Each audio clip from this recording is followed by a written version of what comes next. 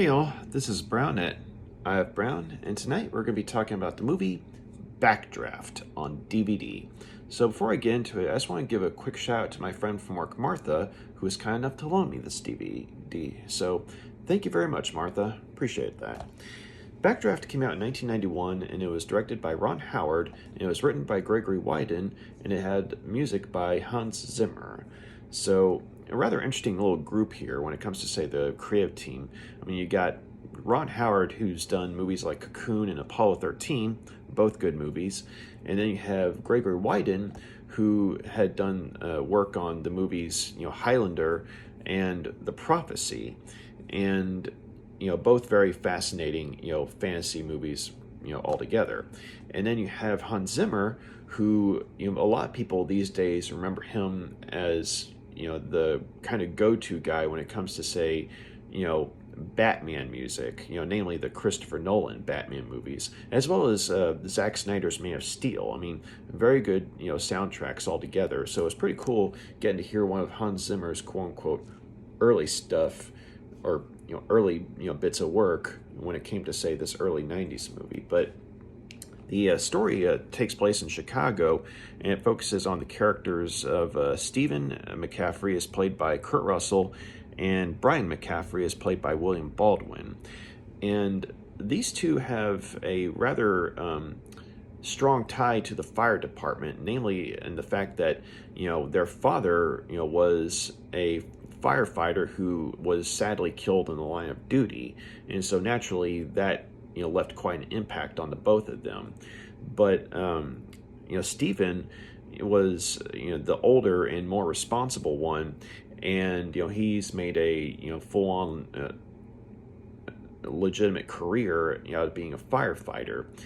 But unfortunately, though, there on his side of things, we kind of see how his commitment to his job has basically driven up walls between him and his wife and son. And I mean, he's committed to his job, and he's wanting to do it to the best of his abilities, but he's getting to a point where he's so committed that not only is he driving up walls between him and his loved ones, but also there are points where he's starting to become a little reckless. And so then you have Brian, who is the younger brother, and he's been trying to dodge this reputation as the I guess you could say the mascot of the fire department, because this newspaper photographer had, or I should say this news magazine photographer had taken a photo of him holding, when he was a kid, holding his father's battered fire department hat. And basically that kind of it became like an iconic magazine cover. And so whenever people look at him, they're thinking of him as the poor mascot kid. And he's been trying to make his own career, make his own way, as something besides the tragic the son of a slain firefighter. But it seems like any business he gets into doesn't work out. And so he finally decides, okay, I'll try being a firefighter. And so he ends up getting into the same unit as his brother Stephen. And Stephen, of course, I mean, there's a little bit of ragging on his younger brother here, but at the same time, he's trying to prove to him that hey, you're not cut out for this. I mean, you're in the wrong line of work. But Brian, he keeps on beating the odds, and getting to a point where he becomes very passionate about the job and becomes very committed. And he makes some mistakes along the way, but overall, though, I mean, he gets to a point where neither Stephen nor his fellow firefighters can deny that, I mean, he's got what it takes to be a firefighter. And so all this is going on, and in the meantime, there's been a series of mysterious arson fires, and basically 3 people have been killed in strange circumstances, due to these arson fires. And it's done in such a way to where, it's set up to where it's designed to, the fires were designed to, most likely kill, just one person, as in the person, say opening a door, to the house or building or what have you, as opposed to say, the person opens the door, and next thing you've got this raging inferno and everyone, nearby is killed or something like that. But, these arsons are calculated to, take out specific people. And, basically as soon as there's like a massive rush of air from opening the door, like there's this huge explosion that takes out, one person, but then the fire soon dies out. And so that's where the character of Donald Rimgale comes in, as played by Robert De Niro, who is a fire inspector. And he's got kind of an obsession with fire, mainly because in one particular case, he ended up not only saving but capturing an arsonist, Ronald Bartel, as played by Donald Sutherland. And both he and Bartel were burned rather badly, but whereas Bartel was already batshit crazy and wanting to quote unquote burn the world, Rimgale, after being horrifically burned, he kind of picked up a bit of an obsession with fire from Bartel. Not to the point where he's crazy, but to the point where, say, he picks up some of the instincts of what makes a fire work, and what kind of fires what kinds of fires are these that are transpiring and what have you. And it's almost like, I guess you could say, a pyrotechnic version of Manhunter almost, when it comes to the character of Rimgale. But Rimgale takes Brian, the younger brother, under his wing, because unfortunately Brian and Stephen have a falling out after one of these arson jobs ends up horrifically burning one of their comrades, or one of the team members of the firefighter team. And it's unfortunately an instance where Stephen had been reckless by having I guess you could say a probie member of the team with him in the building, or up to a certain point. And basically the probie did something reckless on Stephen's watch, and as a result ended up getting horrifically burned. And so this guy happened to be a friend of Brian's, and so Brian and Stephen, they end up having a fight in the hospital. And at that point Brian just quits the the team, and he ends up taking a job with the inspector, Rimgale, De Niro's character. And so he starts to pick up some of Rimgale's tricks, in the sense of, say, having trying to see the fire as like an entity, as opposed to, say, just a part of nature, like a living thing almost. And in the meantime, though, he makes Brian gets back into contact with an ex-girlfriend of his, a lady named Jennifer, played by Jennifer Jason Leigh, who is working for a politician, one Martin Swayzak, as played by J.T. Walsh. And Swayzak is someone who's got a bit of an adversarial relationship with the fire department, specifically Stephen's team, or because apparently there have been some cutbacks from his side of things, and these cutbacks have adversely affected the fire department. And so you have instances such as, say, backup that's supposed to show up, not showing up, and stuff like that happening, and it basically making it much harder for the fire department to do their job. But you have like this really good cast of characters, that kind of comes into play, but then you also have this thriller, sort of mystery at work. Like, okay, they are able to figure out that these fires are arson jobs, but of course they're trying to figure out, okay, who's setting the fires, and why. And at that point, I mean, it's at that point, things get rather interesting, because I mean, it kind of goes back and forth between, say, the firefighting, the drama of the characters, and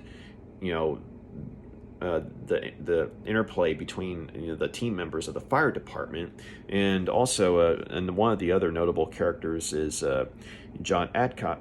Yeah, Adcox, as played by Scott Glenn, who is almost like a surrogate father for Brian, and also to some extent for Stephen as well, because he was friends with their father, and he's basically kind of like a veteran member of the team, and he's kind of like sort of the second in command on Stephen's squad. And so basically he tries to kind of keep Stephen on an even level, and try to point out, hey, you're making a mistake here, you might want to dial it back a bit, as far as going all gun-ho and what have you. And of course, I mean, he's got Brian's back, when it comes to, say, his first few days on the job and what have you. But so yeah, forgot to mention his character. But so yeah, of course, JT Walsh, I mean, he's made a career, or I think he might have passed away, I'm not too sure, but anyway, JT Walsh, I mean, is an actor who has always been good at playing, I guess you could say, if not outright evil characters, then at the very least sinister characters. I mean, because here he's playing a politician who is definitely corrupt, but at the same time, we're trying to figure out, okay, is his corruption to such a point that he's a part of this, besides, say, screwing over the fire department, or is it just that? Like, is it just that he and the fire department have an adversarial relationship, or is there something else going on? And it's kind of good in a sense that it keeps you guessing as far as that goes, because it goes back and forth between, say, like the family dynamics, of the two brothers and their families are love interests, and also the wife of Stephen is played by Rebecca De Mornay. She plays his wife Helen, and she does pretty good job of showing, or excuse me, she does a good job of showing I guess you could say the toll that, I guess, the stress of being the spouse of someone like a firefighter could possibly entail, because firefighting is already a dangerous job, but when you have someone like Stephen, who's the head of a firefighting squad, who is getting more and more reckless, you see how one of the consequences of that is that she very understandably wants to put some distance between herself and him, not to mention have their son with her. And so while it sucks in the sense that there's like division within the family, and of course the kids having to try and understand why daddy's not in the house anymore, or why mommy's always sad and what have you. We can at least understand why Helen is wanting to basically take a break from things, as it were. Uh, but yeah, so I mean, you've got some good, character development, and you have some good, you know, dynamics, between the characters, and you kind of see how, the story has, more than one arc, I guess you could say. Besides the family dynamics and the firefighting team dynamics, you also have, not quite a murder mystery, but it does kind of feel like one, in the sense that, I mean, you've got, this one fire inspector is played by Niro, who almost comes across like Will Graham from Manhunter, as played by William Peterson. And, I mean, who's basically able to almost get inside of the mind of the fire, as it were. And we get the idea that, the case where, he saved and caught, the arsonist, as played by Donald Sutherland. We get the idea that that particular, instance not only scarred him physically, but it also kind of, got to him mentally, because, ever since then, he's literally, addressing the fire as a living thing, almost like a monster. And, when, Brian, comes, to work with him and is learning from him, there comes a point where he has to sort of, look into, he has to get that mindset in order to say, try and understand, the arsonist's tongue-tied, the arsonist's motive, or motives, I should say. And, because he's trying to figure out, okay, obviously the arsonist is trying to set a fire and is trying to destroy something, or, burn someone, but to what extent? Like, are we talking like, is this like a revenge thing, or is this like a terrorist thing? Or is this like a thrill-seeking thing that just has a very strange operating process? And so he's really having to, much like his mentor, get inside of the mind of not only the arsonist but the fire itself, because if he can understand how the fire works, then he can understand the technique of the arsonist. And speaking of arsonist, Donald Sutherland while he is listed in the main credits, he's only on screen altogether for 5, 6, or 7 minutes, but he makes the most of those 5 or 6 or 7 minutes as the convicted arsonist, Ronald Bartel. And you definitely, once again, you have some Manhunter vibes, because he almost comes across like, an arsonist version of Hannibal Lecter, because, he's, got this whole mindset about the fire, almost like a poetic, ode to a, living thing almost. And, he's definitely, a few cans short of a six-pack, as it were. And you definitely you can definitely see, why Rimgale, was scarred in more ways than one from working with him. And Donald Sutherland, he's always been a good actor, but I kind of forgot how, spooky he could be.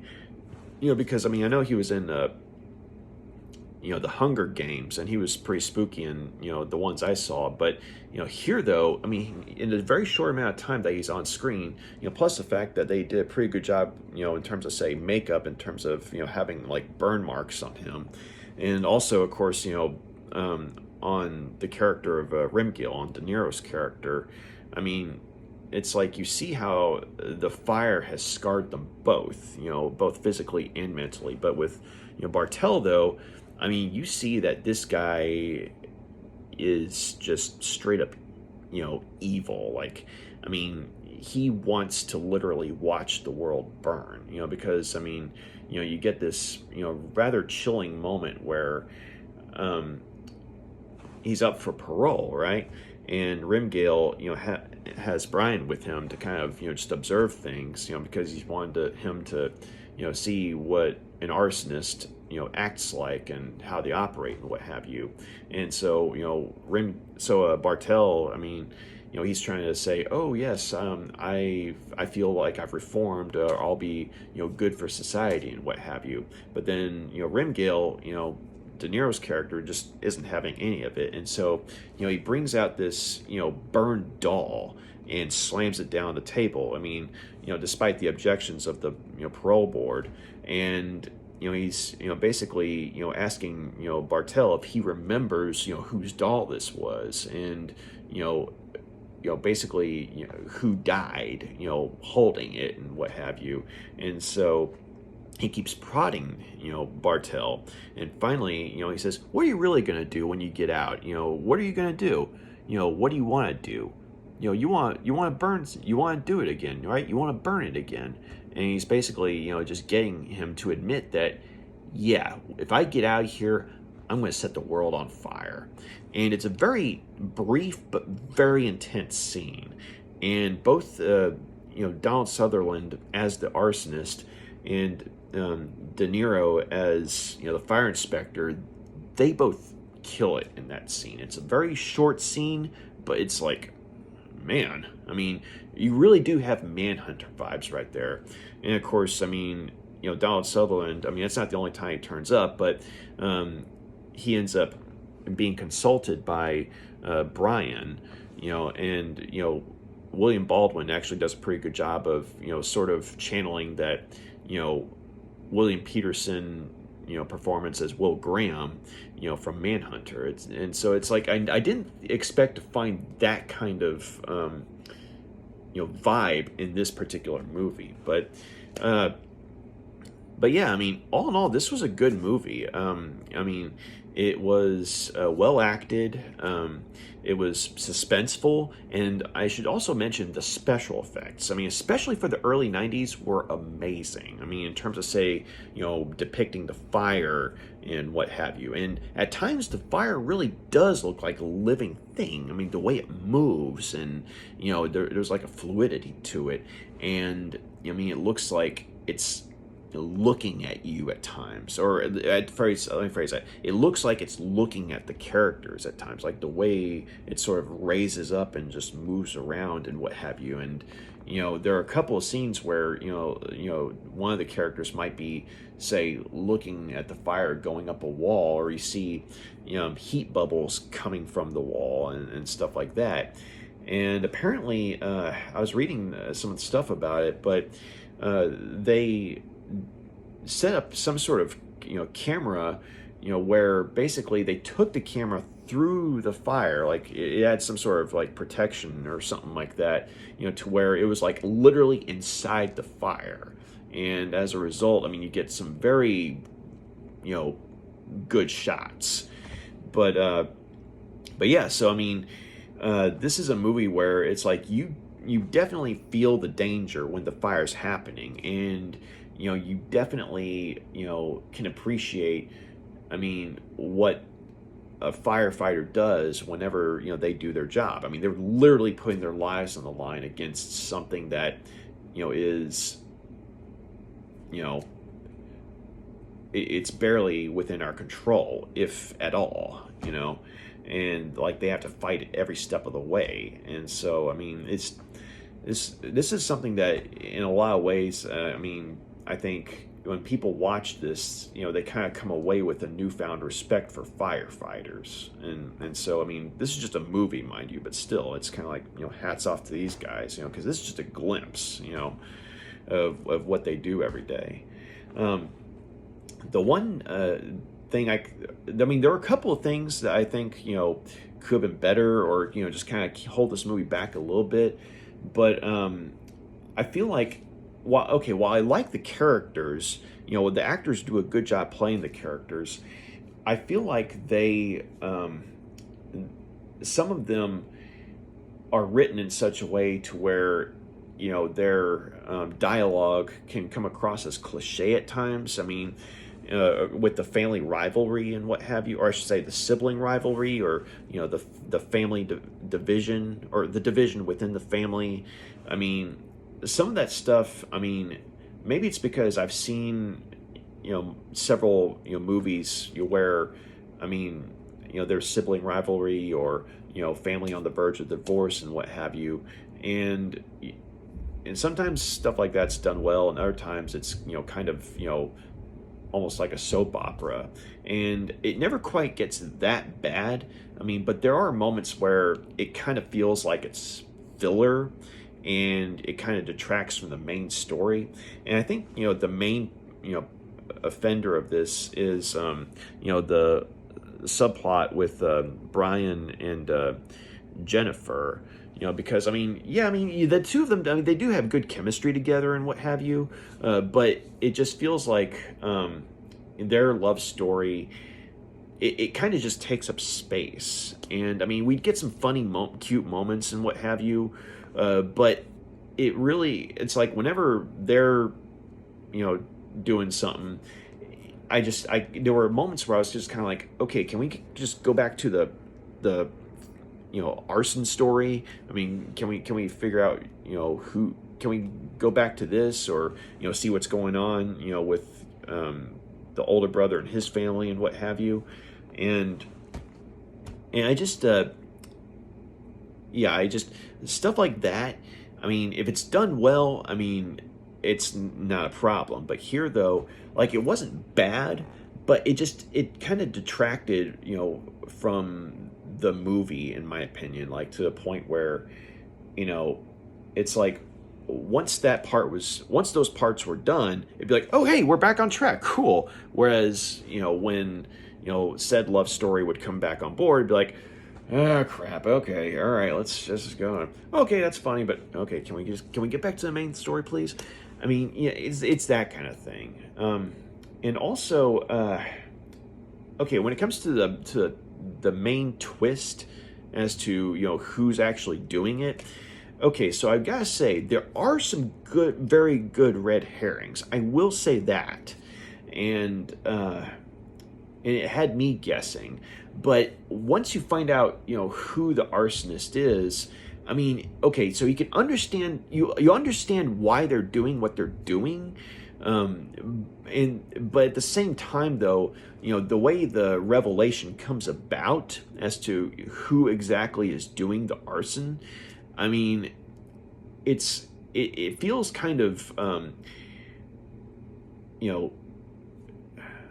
it's almost like, I mean, they were wanting to have something like a revelation that would maybe shock audiences, with when you find out, like, not like who the arsonist is, but why they're doing it, and you understand the motive, but when it comes to, say, showing as to who they are, that part I felt like was just kind of thrown in. I mean, and I'm not trying to fault the actors or anything like that, because I mean, everyone here does a good job, but the way it was revealed, I felt like, it's like, because the red herrings, they did a good job with those, because, one minute you're thinking, wait a minute, it's this person, and wait a minute, oh my God, it's that person. But then, okay, then you find out who it actually is, and it's kind of like, well, I mean, I could see it, and it makes sense, but at the same time, it just felt like it was thrown in sort of haphazardly, in my opinion. And like I said, it's not a mark against the actors, but just the way that particular revelation was done, I felt like could have been done much better. But yeah, I mean, those were my only real quibbles. I mean, the whole that, and plus I guess you could say some of the love story angles, or some of the dialogue when it comes to, say, the interpersonal drama and what have you. I mean, but other than that though, I mean, I thought it was a good movie. I mean, I like the characters, I like the story, and the special effects were very well done, especially for the time. And of course, I mean, I should mention Hans Zimmer's score. I mean, he's always been good at, making the music go along with, what's happening on screen. I mean, because, of course, I mean, if you got an emotional scene, or a sentimental scene, like it's really soft and heartwarming. But then when, things are going awry, as in, you got a full on fire, I mean, it goes from suspenseful to downright, nerve wracking. And so, very good job. And also, I mean, I'm not like a sound technician or anything like that, but the sound design of the movie, like, this kind of goes hand in hand with the special effects, because, like, seeing the fire is one thing, but when you hear the sound of it, when you hear like this, almost growling sound, it's like, whoa, so yeah, from a technical standpoint, I mean, special effects wise, sound wise, they did a pretty good job with this movie. And I don't remember if it actually won, but I know it was nominated for a few awards in terms of special effects and sound. So much deservedly so. But yeah, all in all, though, I'll go ahead and give Backdraft 4 out of 5 stars. This was a good movie, and I unfortunately this was the DVD. Is basically bare bones, and it's widescreen. So while the picture quality is good, unfortunately there's like a black bar and there are 2 black bars. I mean, one on top, one on bottom, and the movies in the middle of all that. So while I mean the picture quality is clear and everything, it's kind of like squinted in, and so I mean that was kind of annoying. I mean I have a few movies on DVD that have the same problem, but unfortunately though it's a bare bones DVD. Like there's nothing in the way of special features, and so I mean that's a bummer, because I mean with a lot of the behind the scenes stuff in terms of say bringing the special effects to life and everything, considering that these were nominated, for, Academy Awards and what have you. I mean, I would have liked to have seen, maybe some behind the scenes features showing how that stuff was done, or maybe like say a retrospective, documentary, with, Ron Howard and, the cast and crew kind of looking back on things. I mean, that would have been pretty cool.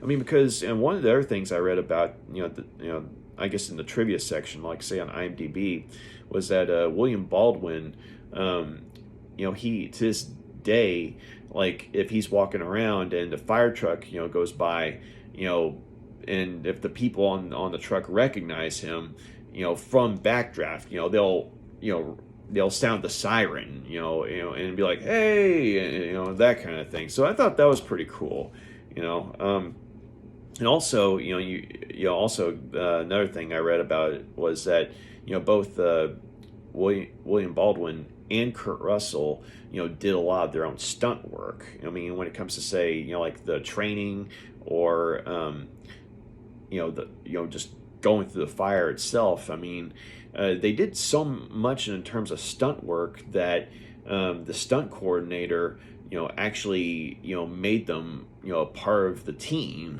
and simply because of how much they worked, with the stunt coordinator and how much they actually did on screen, as opposed to say just having their stunt doubles do it all. So I thought that was actually pretty cool. I mean, of course, Kurt Russell, I mean, the guy's always been, a committed actor. I mean, I was, with my folks, a couple of nights ago, and we were watching Tombstone on TV, and I was like, all right, and so seeing him, in Tombstone, and then seeing him in this, it just, you kind of see how versatile of an actor he is, and how good he is at playing kind of like the duality of a character, like someone who's really good at their job, but also kind of developing an obsession with it, that kind of thing. And, William Baldwin, I thought, did a really good job as, the younger brother, trying to prove himself and everything. I mean, and a lot of people, I mean, they recognize his, brother Alec Baldwin, more in terms of, say, mainstream, recognition and acting and what have you. But William Baldwin, I thought, I've always thought was a pretty good actor in his own right as well. And, here I thought he gave one of his best performances. I mean, and of course, playing off of Kurt Russell, I mean, he kind of had to bring, his A game to the table and what have you. And De Niro, I wasn't expecting him to be in this movie, and so I mean, De Niro's, anytime I see him in something, even if the movie's not good, he's good, and so here, I mean, it was pretty cool seeing him, play that sort of Will Graham, Manhunter vibe, and I've never seen him do something like that before. I mean, I guess you could argue Taxi Driver, but no, that's like a totally different animal altogether, But I thought it was pretty cool, what he did with, his part as the, fire inspector. But yeah, all in all, though, I thought was a good movie, and it, the characters were good, the special effects were good, the story was good. A couple of things here and there that could have been done better, but overall, I liked the movie, and I definitely came away with, further respect for firefighters and what they do on a day-to-day basis. So that was Backdraft. Thank you very much for taking the time to check out my review. You got any questions, comments, please drop a line, let me know. And if you like what you see here, feel free to like and subscribe. So y'all take care. Bye.